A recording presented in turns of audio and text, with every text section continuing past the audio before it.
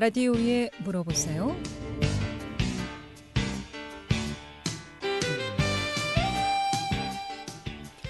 여러분 안녕하십니까? 라디오에 물어보세요. 진행의 김혜정입니다. KBS 원주방송국 라디오에 물어보세요는 매주 월요일부터 금요일까지 우리 생활과 밀접한 다양한 분야의 생활 상담을 해드리고 있습니다. 오늘은 최유덕 변호사 모시고 법률 상담하겠습니다. 실제 판례 사례를 중심으로 풀어보고요. 이 밖에도 법적인 조언이나 상담 필요하신 분 전화 주시면 상담 받을 수 있겠습니다. 주택상가 임대차 보호법이나 가사분쟁, 땅 문제, 명예훼손, 또 고소 고발건 모두 좋습니다. 법적인 조언이나 상담 필요하신 분 지금 전화 주세요. 이용하 씨 상담 전화 764국에 6335번, 764국에 6336번 두 대의 전화 준비되어 있습니다. 전화 참여가 어렵거나 번거로운 분들은 50원의 정보 이용료 있는 문자 샵 8950으로 상담해 주시면 되겠습니다. 최유덕 변호사 모시겠습니다. 예, 안녕하십니까? 네. 예. 자, 오늘 첫 번째 사례는 이제 쇼핑몰 모델 네. 사진 영구히 사용할 수 없다라는 판례가 있었다고요. 이 내용 좀 알아보도록 하겠습니다. 예, 이 네. 사건은 이제 2021년도 그 8월경에 이제 선고된 사건인데요. 최근이나요? 그러면은 예, 굉장히 최근 사건입니다. 네. 이게 어떤 사건이냐면요. 그 이제 모델이 결국에는 장신구 온라인 판매 업체하고 결국에는 계약을 해서 그 본인이 이제 액세서리를 착용한 그 어떤 사진이나 이런 것들을 광고용으로 사용할 수 있도록 허락하는 계약을 한 사안이었는데 그 나중에 일정 시간이 지난 다음에 그 모델이 그 계약을 해지를 하고요. 그 다음에 사진 사용 허락을 철회를 한다. 네. 그렇게 이제 주장을 하면서 소송을 제기한 사건입니다. 그러니까 모델이 초상권 침해 금지하고 방해 예방 청구를 한 사안인데요. 네. 1심, 항소심, 그다음에 대법원의 판단이 이렇게 상반되게 이렇게 쭉 이루어져서 네. 좀 이게 주목을 끌었던 사건입니다. 이 이제 초상권이라고 하는 초상권 침해 금지 소송하고 손해배상 소송을 했는데요. 결국에는 이제 그 모델의 청구를 받아들이는 쪽으로 대법원에서 판단을 했습니다. 근데 이제 여기서 저 설명을 드리고 싶은 것은 초상권이라고 하는 것에 대한 어떤 개념이라든지 법적으로 초상권을 어떻게 이해를 하는지 인격권이라고 하는 건 또 어떤 건지 인격권의 근거에서 어떠한 권리를 행사할 수 있는지 뭐 이런 것들을 좀 오늘 설명을 드리고자 합니다. 근데 만약에 쇼핑몰 모델 예. 촬영했을 때 계약 기간이지 않았을까요? 근데 이 사안 같은 경우에 네. 그러니까 1심에서는 네. 계약 기간이 결국엔 대략 그 2년 정도면 사용 기간이 다 도과된 것이다라고 판단했던 게 1심이었고요. 네. 그다음에 그 항소심에서는 명시적으로 사용 기간을 정하지 않았으니까 초상권 침해라고 볼 수 없다라고 항소심 판단했었고요. 대법원에서는 항소심 판결을 또 파기를 했습니다.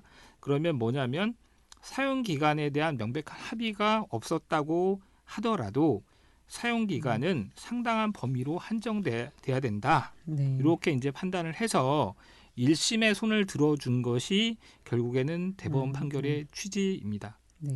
그러니까 계약 기간을 정하지 않았다더라도 보통 이제 적용은 2년 기준으로 본다. 이런 판례다라고 볼 수가 있겠군요. 예. 무한정은 안 된다. 무한정은 아니다라는 네. 취지인데요. 그걸 네. 좀 설명을 드리면 네.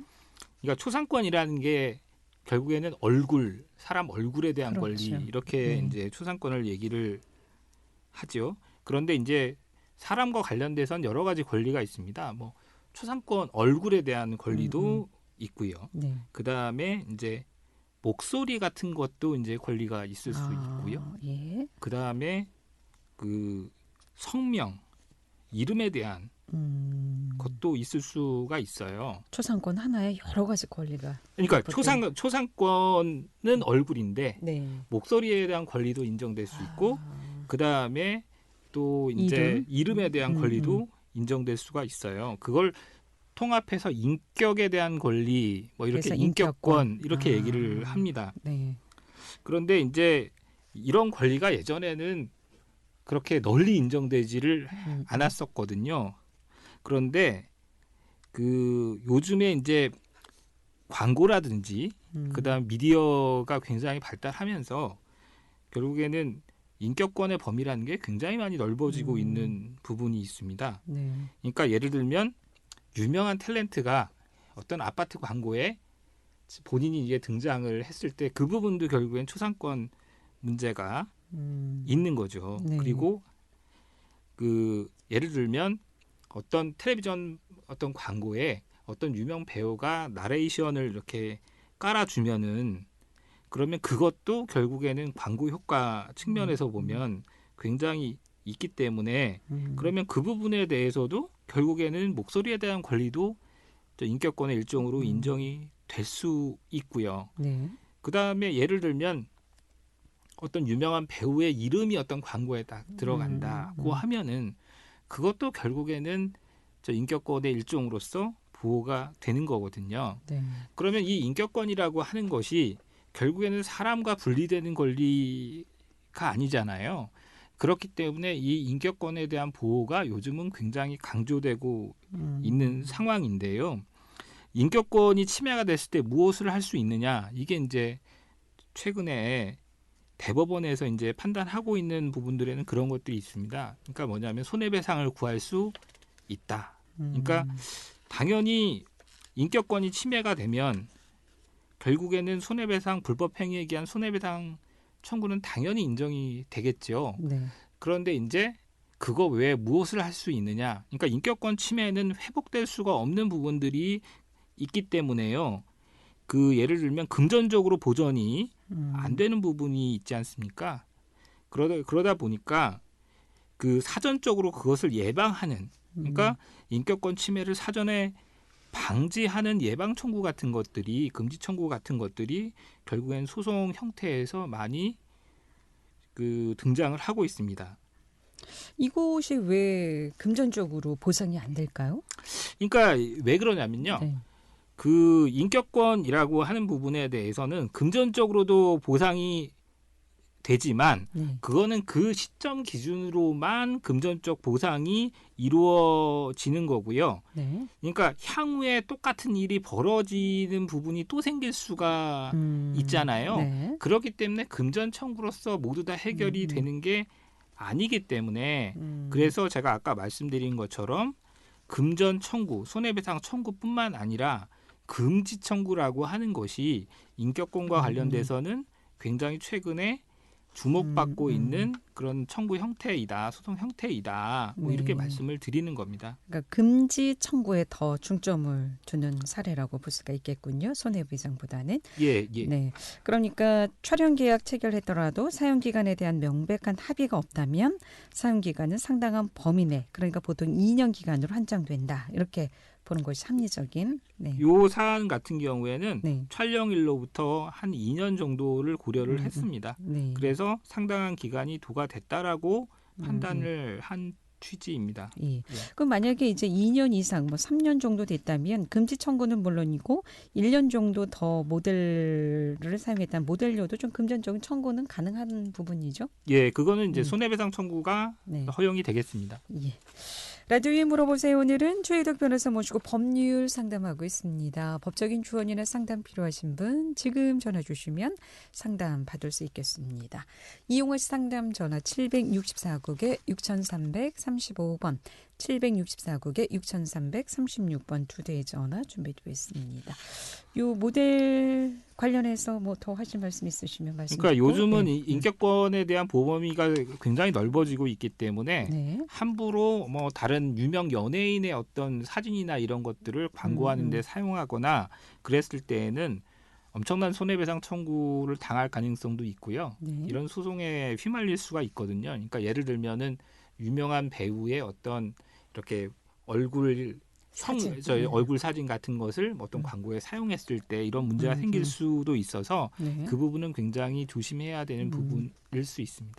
그러면은 사진도 가게 이렇게 걸어놓을 수가 없는 건가요? 그 자체가 불법적인 부분입니다. 그러니까 그걸 다 찾아가지고 소송을 안 하니까 지금 문제거든요.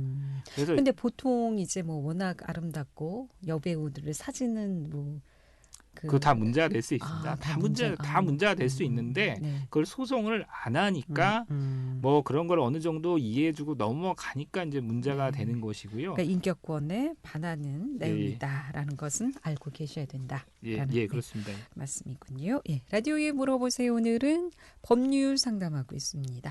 법적인 조언이나 상담 필요하신 분 지금 전화 주세요. 이용하시 상담 전화 764국에 6335번, 764국에 6336번 두 대의 전화 준비되어 있습니다. 지금 시각 11시 18분 접어들고 있습니다.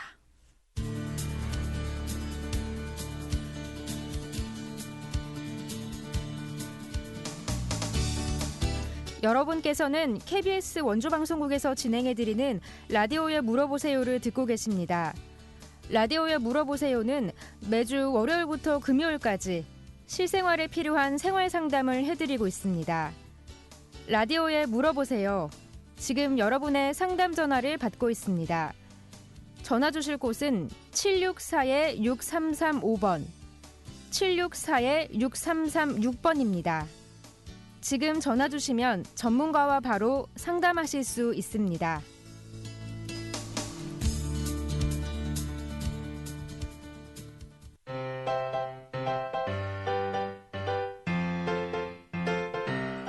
건강정보와 생활정보를 전문가가 직접 상담해드리는 라디오에 물어보세요는 매일 11시 5분부터 40분까지 생방송으로 진행됩니다.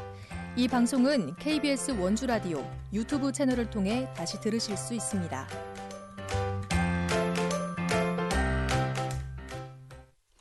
네, 라디오에 물어보세요. 오늘은 법률 상담 이어가고 있습니다. 법적인 조언이나 상담 필요하신 분 지금 전화 주시면 상담 받을 수 있겠습니다. 이용하실 상담 전화 764국에 6335번, 764국에 6336번 두 대의 전화 준비되어 있습니다. 자, 다음 사례는 이제 카페 인테리어 작업을 하면서 미술 작가의 작품을 모방한 이 조형물 벽면에 설치한 업자에게 벌금이 이제 선고된 사례가 되겠는데요. 이건 어떤 내용인가요? 이건 이제 저작권 침해에 대한 문제인데요. 예. 이제 제주도에서, 그러니까 울산에서 재판을 받은 사안인데 결국은 제주도에 어떤 살고 있는 피고인이 인테리어업을 하고 있었거든요. 그런데 이제 다른 제주도에 살고 있는 다른 분이 결국은 미술 작가로서 응용 미술 작품을 이제 발표를 했습니다. 그런데 이 인테리어 업자가 그 미술 작품을 갖다가 본떠 가지고 인테리어 작업을 울산에서 했거든요. 그래서 이게 결국에는 미술 작가의 어떤 저작권 침해를 했다라고 해가지고 벌금 500만 원을 선고한 사건입니다. 그러니까 작가의 작품 진짜 작품도 아니고 모방한 조형물인데. 그렇죠. 모방을 했죠. 그러니까 이 지금 작품을 갖다가 거의 그대로 모방한 조형물을 설치를 카페 인테리어를 해준 것이거든요. 네. 그래서 인테리어 업자한테 벌금 500만 원이 선고된 사안입니다. 그러니까 저작권이라고 하면은 뭐 보통은 글에 대한 권리라고 생각을 하는데요. 노래, 범위는 음악. 뭐 굉장히 범위가 넓거든요. 네. 그러니까 미술 작품 같은 경우에도 함부로 그걸 갖다가 창작 어떤 그런 작품도 이렇게 함부로 이렇게 모방을 해가지고 영업적으로 사용을 하면 그 부분에 대해서도 형사처벌이 된다는 것은 좀 명심하셔야 될 것 같고요. 예. 보통 이제 카페 뭐 할 때 인테리어로 뭐 아름다운 뭐 좋은 마음에 드는 작품이 있으면 좀 비슷하게 만들어서 가게에다가 이제 하게 되는데 인테리어 설치하게 되는데 이것 자체가 이제 모방이다. 불법이다라는 말씀이시죠. 그래서 인테리어를 업을 하시는 분들이 이 부분은 주의를 하셔야 되는 부분이라고 생각을 하거든요. 그럼 인테리어 업자에게 벌금이 부과된 사례입니까? 예, 인테리어 업자한테 카페하고는 관계가 없는 카페와 건가요? 관련돼서는 카페 업자가 이걸 설치한 것은 아니고 네. 결국에는 인테리어 업자가 본인이 독단적으로 그와 같이 설치를 한 것이어가지고요. 네. 인테리어 업자에게만 결국엔 형사처벌이 된 사안입니다. 그렇군요. 그러면은 뭐 비슷한 조형물도 일단 설치해서는 안 되겠고 유사한 굉장히 유사한 그러니까 그런 모방을 했을 때 그런데요. 네. 결국에는 유사한 것인지 여부에 대해서는 결국에는 그 어떤 사법적인 판단이 이루어져야 되는 부분이라고 생각이 듭니다. 예.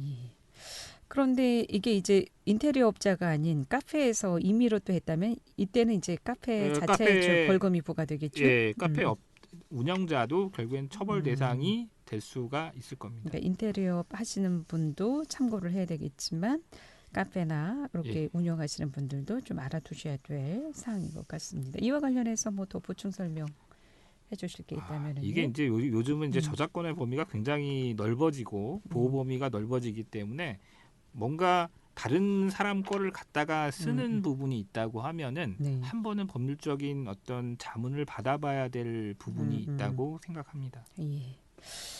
이번에는 저작권법 위반된 사례에 대해서 알아봤습니다. 뭐 이 저작권 관련돼서 또 뭐 저작권 관련된 부분인데요. 이거는 이제 책과 관련된 부분입니다. 그러니까 대학 교재 같은 거를 갖다가 이제 교수가 출판을 이제 하는데 실제 참여하지 않은 사람들을 공저자로 집어 넣었을 때도 결국엔 실제 저작자도 저작권법 위반으로 처벌된다라는 그 판례가 그 대법원에서 선고가 됐습니다. 보통 집필에 참여하지 않은 사람이 공저자로 하는 경우가 어떤 경우가 좀 있을까요? 그러니까 이게 결국에는 대학 교재 같은 걸 보면은 실제 저작자는 따로 한 사람이 있고요. 그리고 공저자로 실제로 관여 안 한 분들의 어떤 이름을 집어넣는 경우들이 있거든요. 이 사안은 이제 그 부분에 대한 대법원의 판단이었습니다. 결국에는 저작자가 아닌 사람을 저작자로 하여서 어떤 저작물을 갖다 공표했을 때 그럴 경우에는 형사처벌을 하도록 이제 한 거거든요. 그래서 이제 이걸 보통은 이제 표지가리에 대해서 이제 처벌하는 사건이었는데요. 그러니까 그 표지가리에 가담한 실저작자도 처벌을 한다라고 하는 대법원의 판단입니다. 그러니까 이 저작권법 위반에 대해서는 좀 엄격하게 좀 이제 넓게 좀 보는 입장인 것 같습니다. 그러니까 실제 집필에 참여하지 않은 사람뿐만 아니라 실제 참여한 공저자, 실제 참여한 사람도 결국에는 처벌을 한다라는 거죠.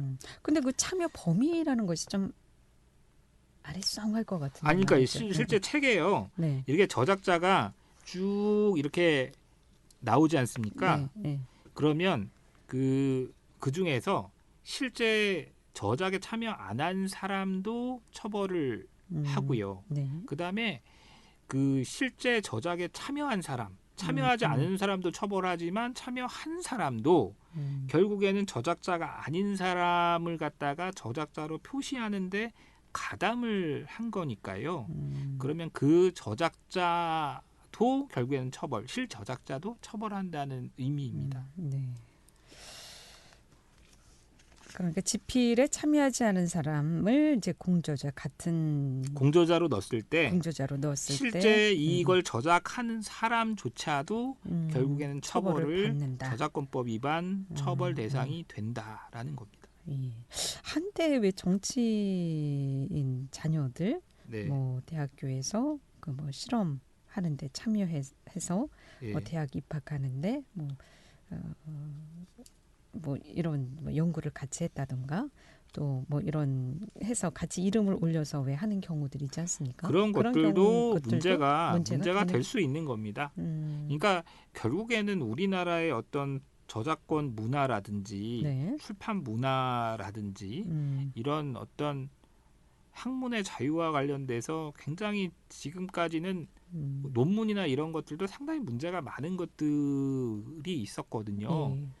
그러니까 예를 들면 인용을 제대로 하지 않으면서 남의 논문을 그냥 그대로 뽑아가지고 베끼듯이, 베끼듯이 이제 하는 것도 있었고요.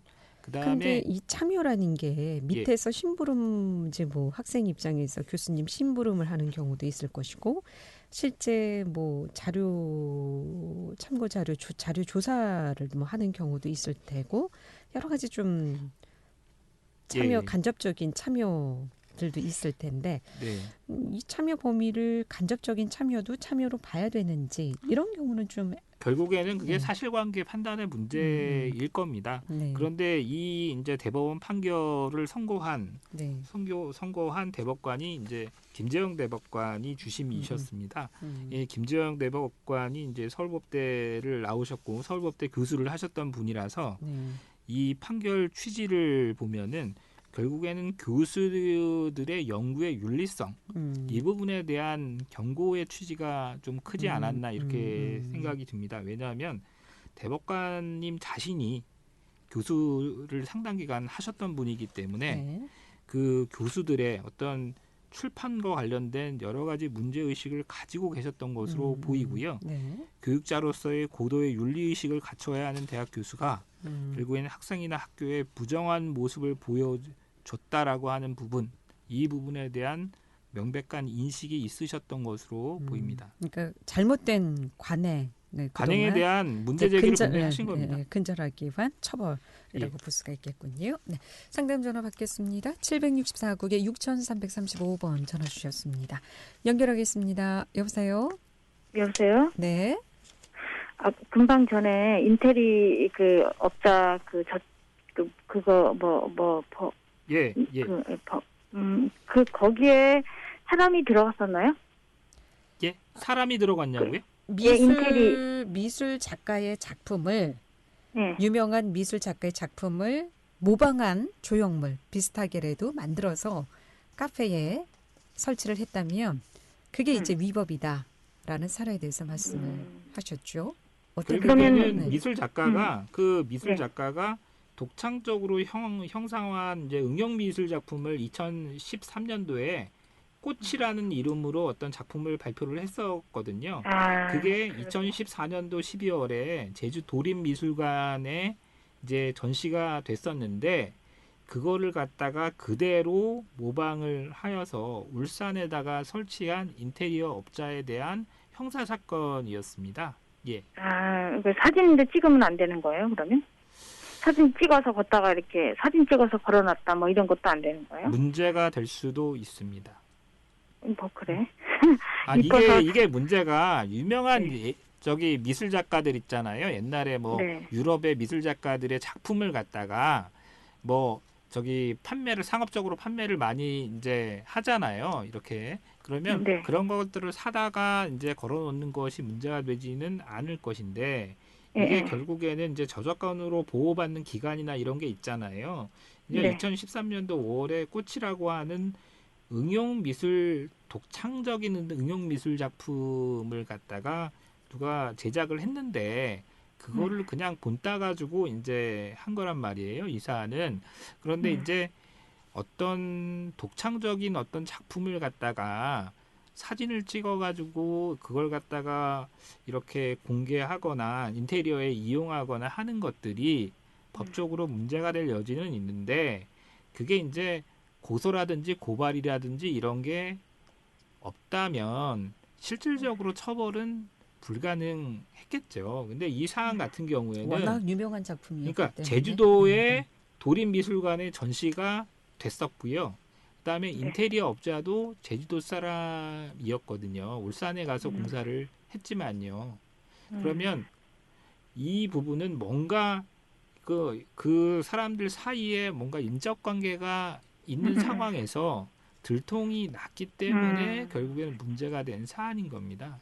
그럼 그대로만 모방을 안 하면 되겠네요. 그대로만. 그러니까 유사성이나 모방의 정도에 대해서는 법률적인 평가나 판단이 필요한 그런 부분이긴 하죠. 네. 그리고요. 밭을 누가 무단으로 이렇게 뭐 도장과 포크레인으로 와서 무단으로 이렇게 뭐 자기네 밭을 지나가기 위해서 예. 밟았단 말이에요. 예. 근데 시킨 사람이나 뭐 그 포크레인 업자, 뭐 도자 그 업자 다 구속되나요? 그러니까 이게 그 네. 정도 어떤 토지의 훼손 정도만 가지고 제가 보기엔 구속할 사안까지는 아니라고 생각은 들거든요. 그러니까 제가 보기에는 재물손괴라든지 이런 걸로 경계침범이나 이런 걸로 결국에는 처벌될 여지도 있습니다만 처벌이 되더라도 그렇게 처벌의 강도가 굉장히 강할 거라고 생각하지는 않아요. 네. 그래요? 다 그러면 풀려날 수 있는 거예요? 아니, 풀려난다. 그러니까 구속될 사안인지는 어떤 구체적인 사실관계를 따져봐야 되는 부분이겠죠. 네. 그런데 그와 같은 어떤 토지 훼손이나 이런 정도를 가지고 구속까지 가기는 엄청난 이제 죄질이 안 좋아야만 가능할 것으로. 웬만해서는 그렇게 손해배상으로 네, 예, 마무리될 그렇죠. 수, 예. 마무리될 수 있을 것 같습니다. 웬만해서는. 네. 네, 알겠습니다. 네, 고맙습니다. 라디오에 물어보세요. 오늘 최희덕 변호사와 함께 법률 상담 함께하고 있습니다. 11시 33분 지나고 있습니다.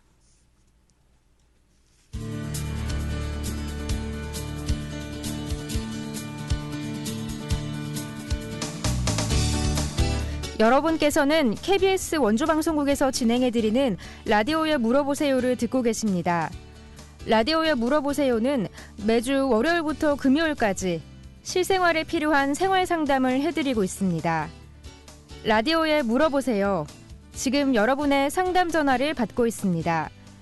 전화 주실 곳은 764-6335번, 764-6336번입니다. 지금 전화 주시면 전문가와 바로 상담하실 수 있습니다.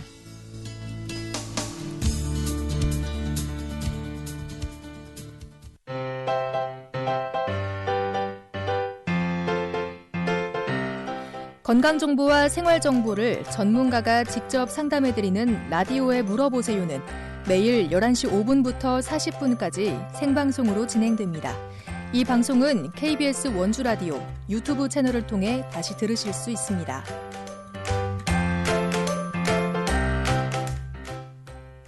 네, 라디오에 물어보세요. 오늘은 최희덕 변호사 모시고 법률 상담하고 있습니다. 법적인 조언이나 상담 필요하신 분 지금 전화 주세요. 지금 전화 주시면 상담 받을 수 있겠습니다. 이용할 상담 전화 764국에 6335번, 764국에 6336번 두 대의 전화 준비되어 있습니다. 자, 다음 사례로 넘어가겠습니다. 직원들 이제 야유회 중에 수상 레저 시설에 있는 상황에서 구명조끼 입지 않은 다른 직원을 이제 강물에 밀어서 빠뜨려서 익사시킨 그런 사례라고 하는데 보통 이제 장난한다고 왜 보통 많이 뭐 이런 뭐 호수라든가 뭐 바다나 강변에서 이런 장난들 하는데 실제 이제 익사로 이어지게 되면 이거 법적인 좀 문제가 있겠죠. 과실치사의 어떤 형사처벌이 된 사안이고요. 그다음에 손해배상까지도 엄청나게 물어줘야 되는 사안이 될 수가 있습니다. 그러니까 어떤 상황이었습니까? 이게 이제 그 강남에 있는 음식점에서 그 일을 하는 직원들이 이제 춘천에요. 춘천에 그 야유회를 갔던 사안인데요.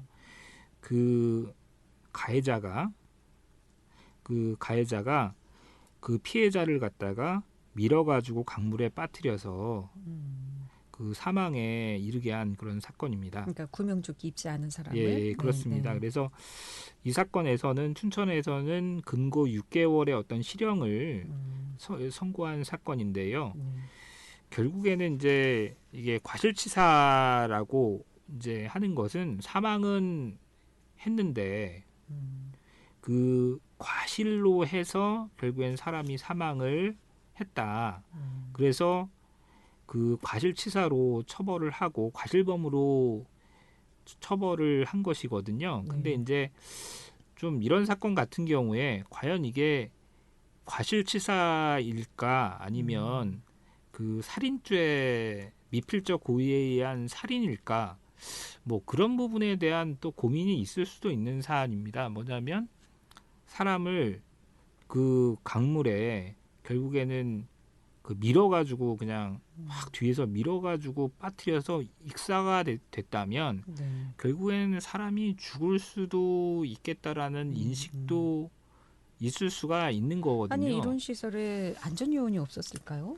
그러니까 있었을 결국에는 안전 요원이 뭐 있을 수는 있었겠죠. 그런데 네. 이제 그 당시 이제 사실관계에 대해서는 그 뭐 구체적으로 심리가 됐었겠지만 네. 안전 요원이 있는지 없는지는 이제 그 결국에는 판결 내용에는 구체적으로 아주 정확하게 나오지는 않습니다. 네.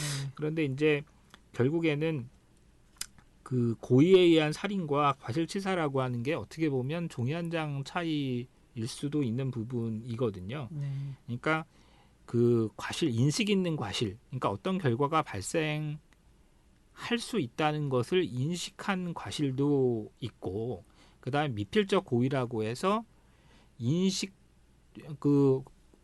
미필적 고의라고 해서 인식 있는 과실과 굉장히 경계선에 있는 개념이 존재하거든요.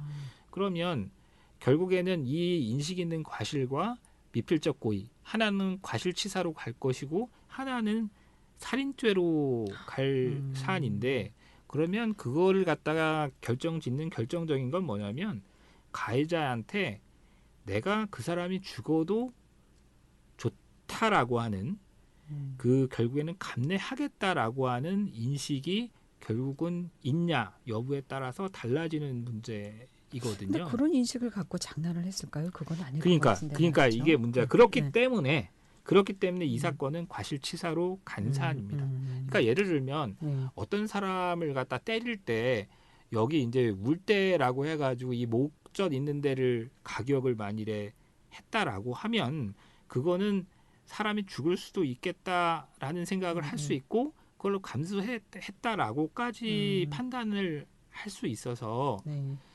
그 결국에는 고의범으로 처벌이 되겠죠. 살인죄로. 그런데 물론, 이와 같은 경우는 네. 그냥 단순한 과실로 인식 있는 과실로 평가를 해서 과실치사로 금고 6개월을 선고한 사안입니다.